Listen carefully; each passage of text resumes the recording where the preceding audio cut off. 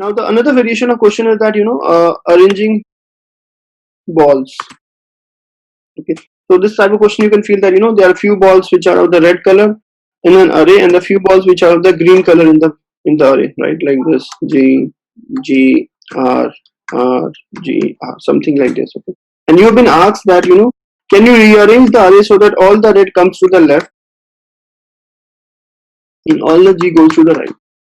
Again, this is the problem, very typical standard problem where you will go and use a two-pointer approach. Can you guys tell me how do we solve it now?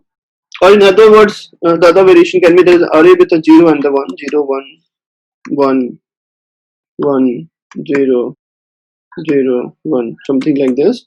And you have to convert that into an array which is like 0, 0, 0, 1, 1, 1, like this. How do we arrange this, guys? Arranging balls or arranging numbers? I can solve it using merge sort. Now, if you do a merge sort is like a Brahmastra. Okay, if you apply the merge sort, it will definitely sort it. But the merge sorting will be an overkill here because the merge sort will take m log n time, right? When you can solve it in a simpler, smaller time complexity, why to go for n log n? But I think we can solve this problem using the two-pointer approach much better in just O of n time. Can you guys tell me how do we use the two-pointer approach here? Ashutosh, I'm not able to hear you. Can you just quickly write it, whatever that you wanted to say? Can you quickly write the code here? Meanwhile, one very simple approach that I see in this question is that you count the values of 0 and you count the number of 1. That you can do a single loop and then you can put the 0 and then you can put 1. This is a very simple approach, which I normally don't prefer, but this is applicable in this particular question. That way you can do it in a linear time. You count the number of zeros, you count the number of ones, and then you put all the zeros and then you put all the ones. Or else we can do swapping.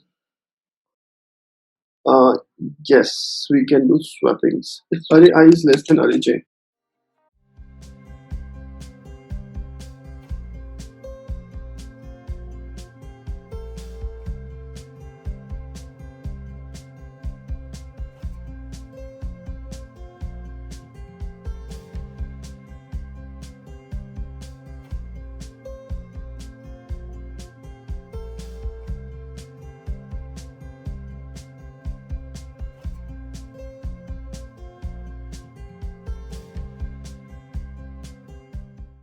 I think you're right, but not fully right.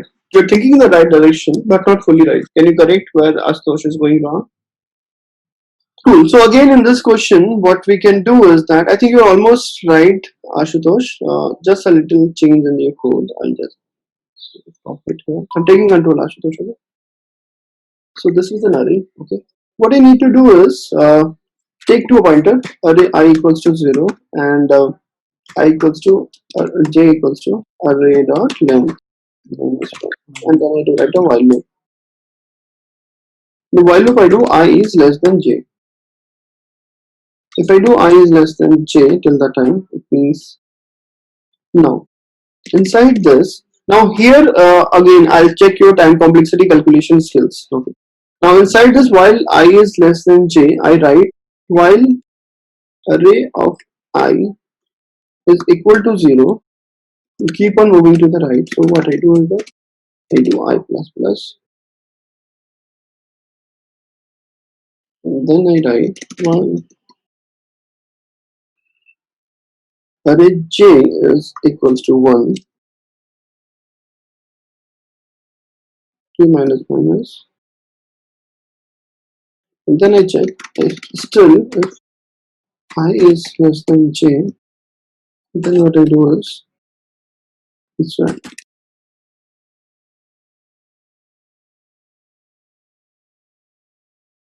Okay, so this is the code. This is a very simple code that I am writing to. So what it says is that I am going till from the this point till the starting point I equal to 0 to the j equals to last segment of this array.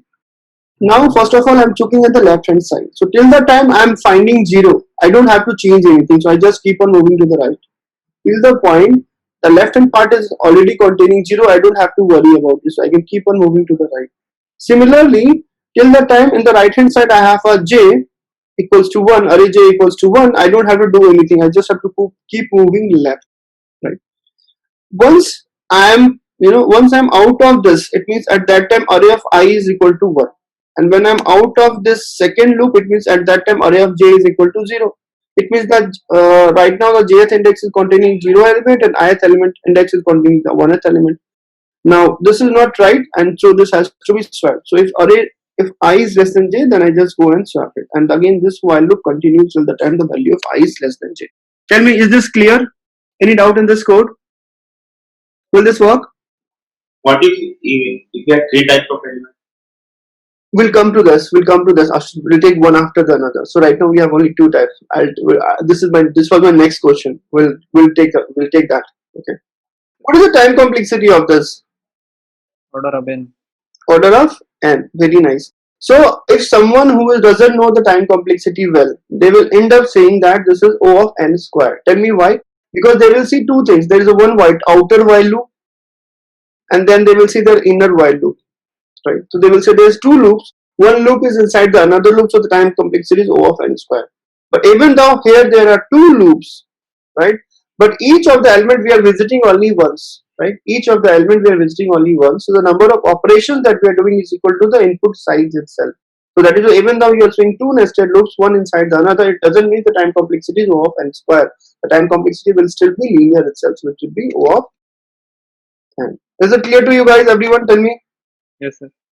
Cool. So now this question can be made a little complicated. So now you have been told that instead of 0 and 1, you have one more element called 0, 1, 0, 0, 2, 2, 0, 1, 0, 2, 1. Okay. And now what you need to do is that you have to separate all the zeros, you have to keep each other first. So how many zeros are there? 4 zeros. And all the ones in between. And then the remaining 2. Now you tell me. Now again, this is also based on the same previous concept, two-pointer approach, same problem. How do we solve this problem now? Yeah, so I was thinking like why not we can first do for 0 and 1 and we can put them before and the 2 will be remaining. So that I'm thinking how I'll manage the 2. Is it the correct like? Okay, I think it makes a little sense. Now I'll tell you guys, it's just a way to intimidate you people, right? There's no difference between the previous question and this question normally. So suppose in this question also, if you can keep all the zeros to the left and if you bring all the 2 to the right, automatically the 1 will come in the middle. No? If I have three kind of numbers and if I somehow manage to bring all the zeros to the left and bring all the 2 to the right, 1 will automatically fall in between, right? I want you guys to think a little about this and write the code for it. So this will be your assignment, okay? Please try this question. This will be an assignment.